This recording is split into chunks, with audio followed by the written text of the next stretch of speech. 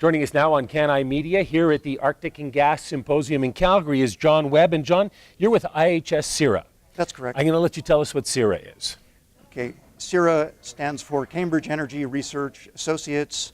We're a subsidiary of IHS, and my department is the Russian and Caspian Energy Service. I'm a director with IHS CIRA, focusing mainly on Russian oil industry issues and larger Russian investment climate issues to determine which energy projects go forward. Okay, so what are some of the energy issues Well, for this Russia? Conference, certainly development of the offshore hydrocarbon resources is a major official priority. And last year we saw the government outlining plans for significant tax breaks to try to encourage more investment and help projects to go forward to explore and develop offshore Russian oil and gas, especially in the Arctic. Do you feel that is Russia a strong competitor to Canada and the U.S. when it comes to developing this area? Well, certainly still a lot of room for improvement in the Russian investment climate, and much will depend on the details of the offshore tax regime, which was outlined last year but remains to be finalized. But we do see Rosneft going forward with strategic alliances. What's that?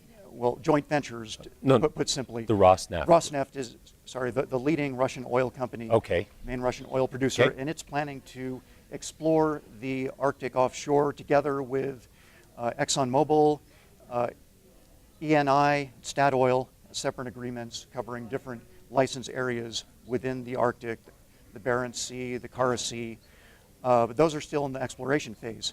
And again, much will depend on the final tax regime in terms of how much investment actually flows into the Russian offshore. Do you see this area booming? I mean, as far as Canada, Russia, the U.S. as well. Is this where a lot of the development's going to be taking place in the near future, say? Well, it's certainly a really exciting frontier hydrocarbon exploration area. Some production, of course, is already going on, but there's there are major competing opportunities from onshore projects, especially tight oil, shale gas, unconventionals. And Rosneft and Gazprom, Rosneft especially is looking at unconventionals as part of its joint venture with ExxonMobil.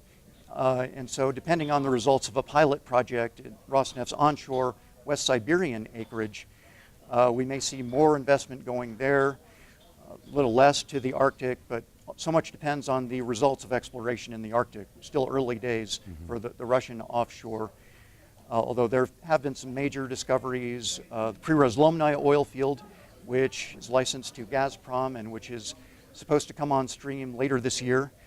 The biggest find so far, of course, the Shtokman gas field, also licensed to Gazprom, but that's on hold. And part of the reason it's on hold is because of the North American shale gale.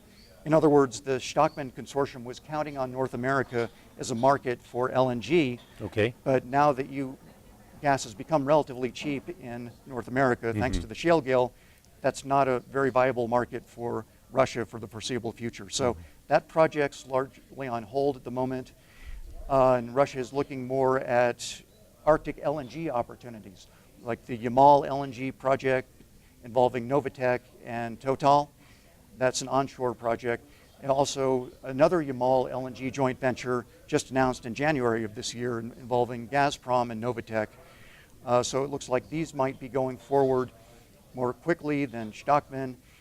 And why this is important for the Arctic Symposium is because to get to the export markets in Asia Pacific, they need to go through the Northern Sea route, which is closed because of ice most of the year. Right. But Russia is planning a new generation of nuclear-powered icebreakers that might open up that route to year-round traffic, although remains to be seen how realistic that is. That's the plan. It seems like there's a lot of attention being placed on that route and getting oil and gas to that area, isn't there? I mean, Canada's looking at it, the U.S. is looking at it, Russia's looking at it as well, all to serve Asia to a great degree. And it's interesting to note that last year, nearly 50 ships went through that route, which might not seem like a very big number, but in 2010 it was only 4 ships. And so it's mainly Russia that's exploring that particular route, And so much will depend on the Russian government policy because you need nuclear-powered icebreaker support in the Kara Sea and points further east where the ice is thickest. And of course, the nuclear icebreakers are part of the Russian state-owned Atom Float organization. I mean, they control the tariffs and the navigation system. So much depends on the success of this Russian plan to expand icebreaker capacity. One of the things I find interesting with the industry is that we're talking about Russia's plans right now, but I hear a French oil company involved, an American and Canadian as well. There doesn't seem to be boundaries when it comes to the oil companies and working with different countries because, of course, they're going to where the resource is. Exactly. They're going to the resources. And another factor in the Russia case is that the state-owned companies who have the effective monopoly on offshore development for new licenses, the Arctic in any case, have relatively limited experience offshore in terms of technical capacities, technical experience developing those offshore Arctic fields. And so we think they're going to need to partner with Western companies, such as has happened in Sakhalin, which is an island off the east coast of Russia where Western investment was very effective in helping to start up really the first offshore Russian oil and gas province.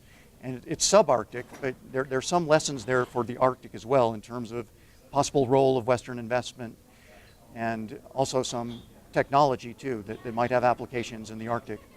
What about when it comes to sustainability of the environment and of the resource? That's a hot topic here in North America. Does Russia take it as seriously? Well, certainly it is a central concern going forward, especially with the increasing involvement of the IOCs who have shareholder demands that they strictly comply with the various HSE requirements. Okay. And so that HSE requirements that in turn impacts Russia because to do business in Russia, to attract those companies, Russia will have to ensure that those projects are in compliance with the strict requirements in the West. Okay, excellent. Thank you very much, John. Thank you. Okay, My pleasure. We've been chatting with John Webb here on Can I Media.